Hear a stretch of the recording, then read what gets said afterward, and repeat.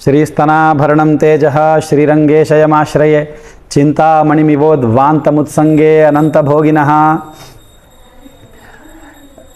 हमारे आदरणीय SCSS विश्वविद्यालय में कार्यरत डॉक्टर मयंक पांडे जी का प्रश्न है कि तीर्थ यात्रा के समय किसी और को हम जो बता देते हैं कि वहाँ जाके हमारे तरफ से भगवान का आप दर्शन कर लीजिए, हमारे तरफ से ये दान पुण्य कर लीजिए, हम कह के भेजते हैं, कोई कर भी देता है, तो इसका कोई शास्त्रीय प्रमाण है? ऐसा करने से कोई लाभ है? तो ऐसा उन्होंने प्रश्न किया है। कोई दूसरा करके आता है तो उसका लाभ हमें कैसे मिले, ये इसमें प्रश्न में मुख्य आधार ये बनता है।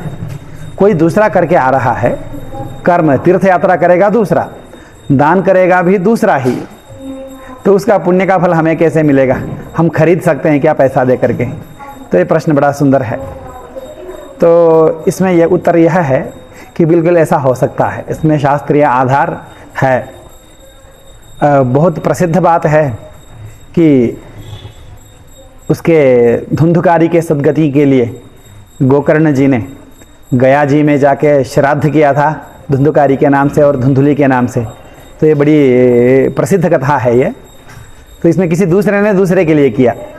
आज भी गया श्राद्ध में करने हम जाते हैं तो गया में पिंड अपने किसी भी प्रिय के लिए दिया जा सकता है। उसने कहा हो या नहीं कहा हो, कुछ भी हो, वहाँ भगवान गदाधर विराजमान है पितृरूप में, तो उनके चरणों में विष्णुपाद में जाके हम पिंड समर्पण करते हैं किसी को भी स्मरण करके, तो भगवान उसके ऊपर कृपा कर देते हैं। तो इसमें सारे प्रमाण हैं ही। और रही बात बाकी तीर्थों में जाके होने वाले दान पुण्यों की, तीर्थ स्नान की, तो अत्रि स्मृति में एक वचन है, प्रतिनिधिम कुशमयम तीर्थवारिषु मज्जति यम उद्दिश्य निमज्जेत अष्टभागम लभेत सह। जिसके उद्देश्य से हम अभी गए हैं, तो उस जिसके उद्देश्य से हम उसके कुशमय प्रतिनिधि बना करके, कुश उसमें कुश का मोटक जैसा बनाकर उस कुश को उस व्यक्ति का प्रतिनिधि मानकर उसका निमज्जन करें, हम भी निमज्जन करें उस तीर्थ में, जल में, और उस कुश को भी निमज्जित करावें, तो इसमें यह लिखा है कि अष्टभाग पुण्य उसको भी प्राप्त होगा। तो यम उद्दिश्य निमज्जेत, जिसके उद्देश्य से निमज्जन किया जा रहा हो, सह अष्टभागम लभेत, उसको अष्टभाग पुण्य, 8वां भाग पुण्य उसको भी मिलता है। तो ये बोला गया है। और उसी के अगले श्लोक में अत्रि स्मृति में ही मातरम पितरम वापि भ्रातरम सुहृदम गुरुम यमुद्दिश्य निमज्जेत द्वादशांश फलम लभेत।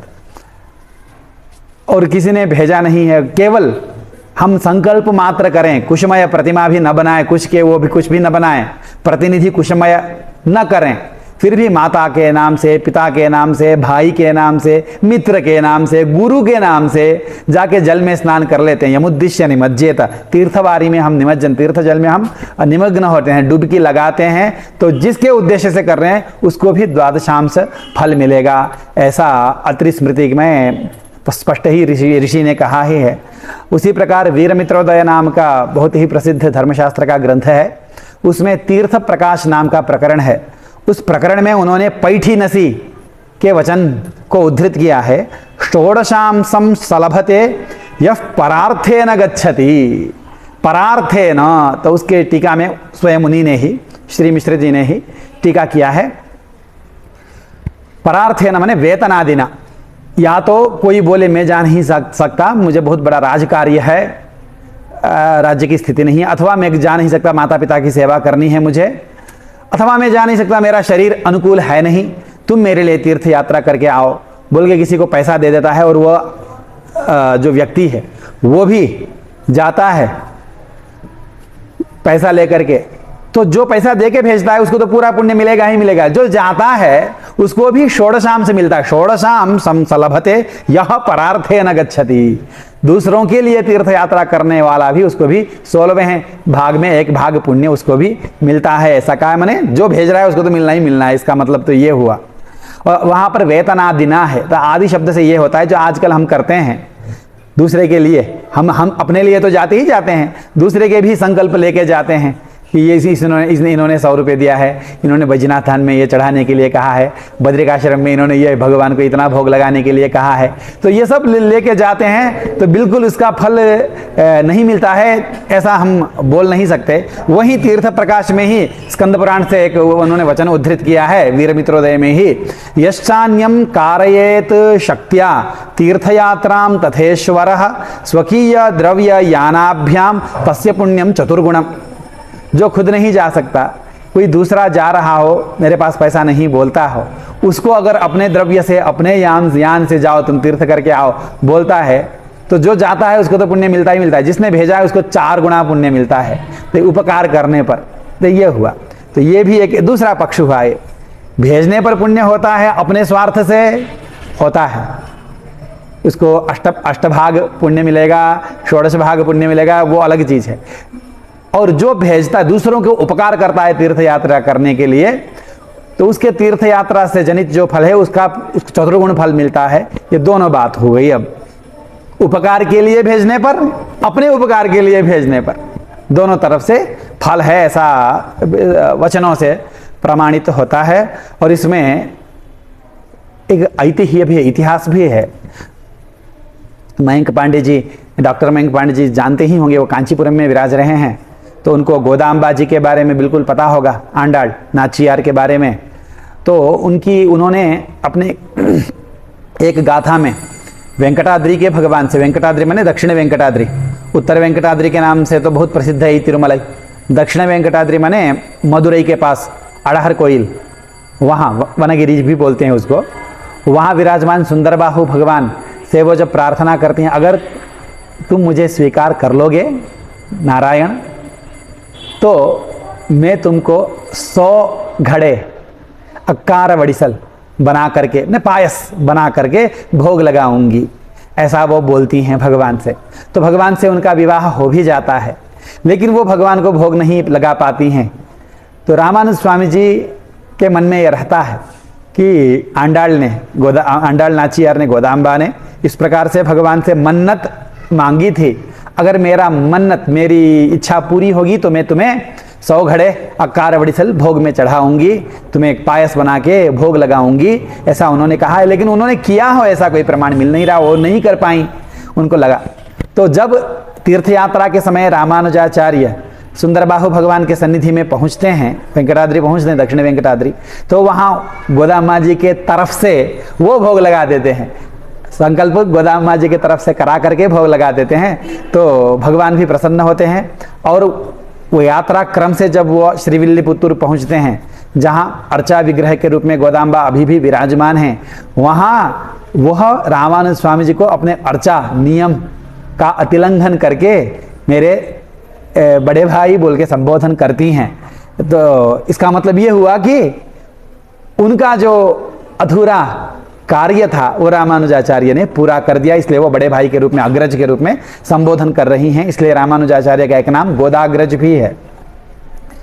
तो अभी इस इतिहास से क्या सिद्ध हो रहा है, किसी दूसरे के लिए हम तीर्थ यात्रा में जाके दान पुण्य धार्मिक अनुष्ठान कर सकते हैं। तो वरवरमुनि स्वामी जी के भी चरित्र में ऐसा आता है। वो भी उत्तर देश के दिव्य देशों को मैंने भगवान का सेवन नहीं किया है, तो मन में बहुत उनको रहता है कि मैंने वृंदावन में दर्शन नहीं किया भगवान का, अयोध्या में दर्शन नहीं किया, बद्रिकाश्रम का दर्शन नहीं किया, मन में रहता है। तो एक भक्त दर्शन करके उनके एक शिष्यों में से वो ले आते हैं, बहुत प्रसन्न हो जाते हैं वो, ऐसा चरित्र आता है। तो इन महापुरुषों के चरित्र से भी, रामानुजाचार्य के चरित्र से, जो महाप्रामाणिक हैं उनके चरित्र से, जो वरवर मुनीन्द्र के चरित्र से भी ये प्रमाणित होता है कि दूसरे तीर्थ यात्रा में जाके कोई दूसरा भी हमारे नाम से भगवान की सेवा कर देता है, जल में स्नान करता है, दान पुण्य करता है, भगवान को भोग लगा देता है, तो उसका संबंध हमसे हो जाता है। हम वहाँ तटस्थ नहीं रहते, हम भी उससे संबंधित हो जाते हैं। तो ये गोकर्ण के चरित्र से प्रमाण है, ये भी प्रमाण है, रामानुजाचार्य का चरित्र भी प्रमाण है, यहाँ वरवर मुनीन्द्र का चरित्र भी प्रमाण है, और इतने सारे स्मृति वचन भी, पुराण वचन, स्कंद पुराण के वचन भी यहाँ प्रमाण है ही। इसलिए हम ये नहीं कह सकते कि कोई जाके एक अनुष्ठान करे और हम उसको खरीद सकते हैं, तो ये बात नहीं है, खरीदने की बात नहीं है। यहाँ मुख्य बात यह है कि जहाँ भगवान की करुणा काम करती है, यहाँ भगवान को किसी न किसी बहाने से करुणा करनी, कृपा करनी है। भगवान को साक्षात संबंध से आए तो वो कृपा करते ही करते हैं। कोई नहीं, परंपरा संबंध से भी आए, कोई आ रहा हो, मेरे पिताजी के ऊपर कृपा कर दो बोलने पर, भगवान उसके ऊपर कृपा कर ही देते हैं। क्योंकि तीर्थों में भगवान अनुग्रहोन्मुख होकर ही विराजमान होते हैं। किसी न किसी तरह इन जीवों के ऊपर कृपा करनी ही है, इसलिए तीर्थ क्षेत्रों में वो विराजमान है। भगवान के अनुग्रह का अधिक प्रकाश तीर्थों में ही होता है। जिस प्रकार हमारे शरीर में जहाँ जहाँ ज्ञानेंद्रिय रहते हैं वहीं पर ज्ञान का अधिक प्रकाश है। आँख से ही हमें ज्ञान होता है, पिछले भाग से थोड़ा ज्ञान होता है, नहीं होता है। इसी प्रकार हमारा शरीर एक होने पर भी ज्ञान का प्रकाश प्रचुर मात्रा में किसी एक देश पर भी है। उसी प्रकार भगवान संपूर्ण क्षेत्र में समान रूप से विराजमान होने पर भी दिव्य क्षेत्रों में, तीर्थ क्षेत्रों में अनुग्रहोन्मुखता भगवान में जबरदस्त रहती है, अधिक रहती है।